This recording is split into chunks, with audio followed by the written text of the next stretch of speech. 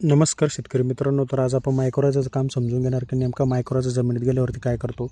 ज्यावेळेस आपण मायक्रोरायझा जे ड्रिंचिंग करतो जमिनीमध्ये, तर मायक्रोरायझा 3 ते 4 दिवस लागतात मित्रांनो जमिनीत ॲक्टिवेट होण्यासाठी, ॲक्टिवेट फॉर्ममध्ये येण्यासाठी, जमिनीमध्ये मुळाच्या कक्षामध्ये जाण्यासाठी.